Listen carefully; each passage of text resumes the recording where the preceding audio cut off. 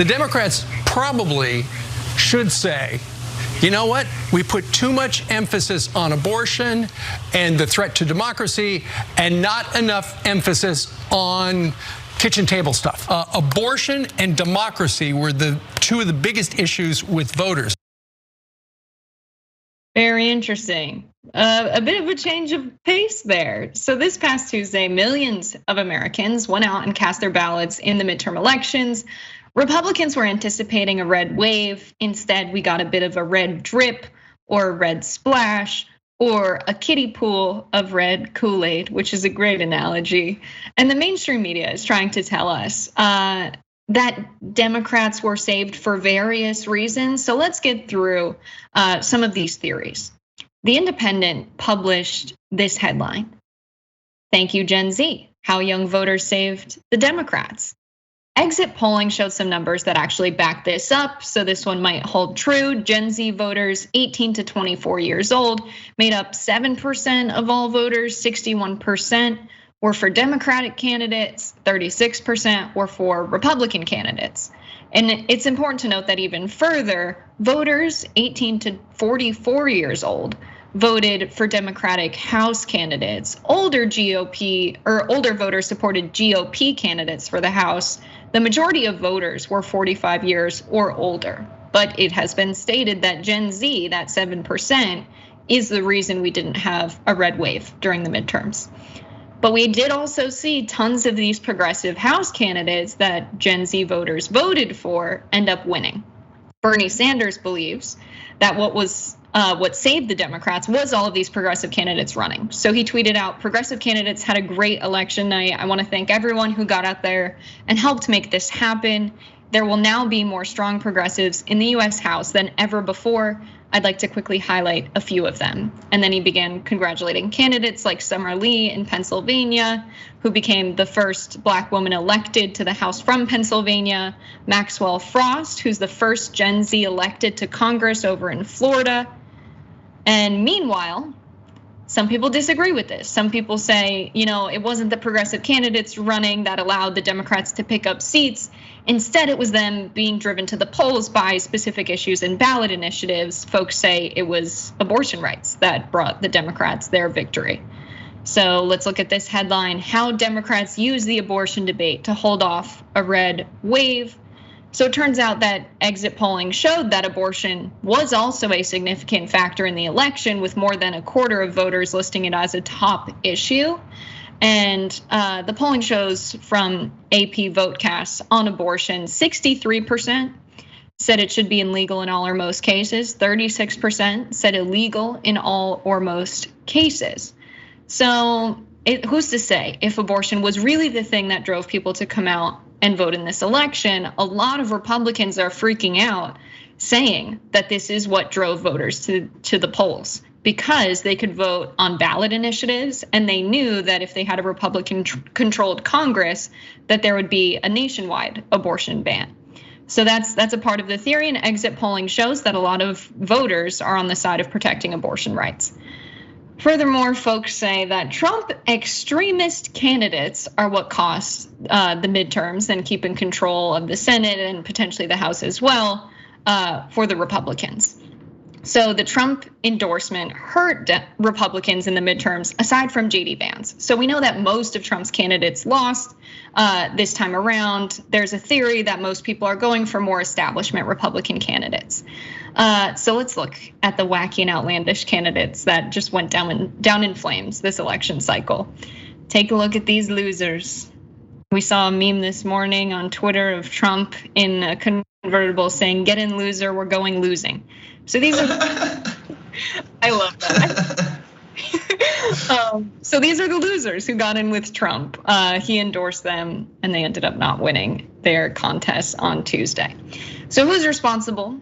I would say it's all debatable, but overall exit polling shows us a few concrete things. So this is from Edison Research. 7 in 10 people said they're dissatisfied with the direction of the country. 53% said they disapproved of President Joe Biden's job performance. More voters trust Republicans than Democrats to handle inflation and crime. And inflation is the top issue for voters, which is followed by abortion. And when people were asked, what is most important in your decision this election cycle, we saw that abortion and inflation were the top two issues. Inflation at number one, but the most people saying inflation were people who ended up voting Republicans. So there was some exit polling from Emerson and some top key swing states like Ohio, Pennsylvania, et cetera. And of the people who said inflation was their number one issue, they asked them how they were voting for congressional candidates, and 2/3 of those people said they were voting for Republicans, who we know voted against the Inflation Reduction Act in large swaths and voted against other legislation that was set to do something to address the inflation crisis. And for some reason, voters still believe Republicans will be the ones to resolve the inflation issue, which is very scary.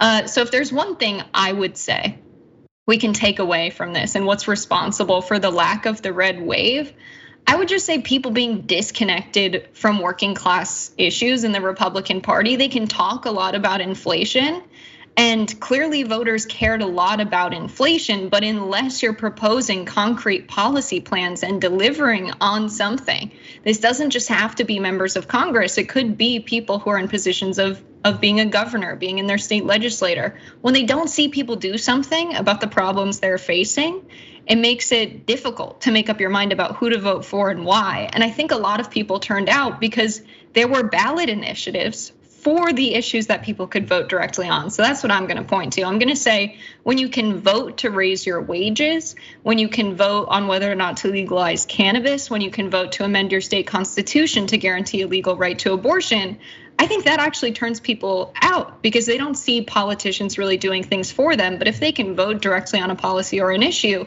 that gives them a reason to go to the polls like there hasn't been in the past. Jackson, what do you think was responsible for the lack of the red wave? Well, I think there's a lot of individual things that can be pointed to that, add into the mix. However, I think that in its simplest form, it's just that the Democrats were an objectively better choice versus a Republican Party that's absolutely horrible.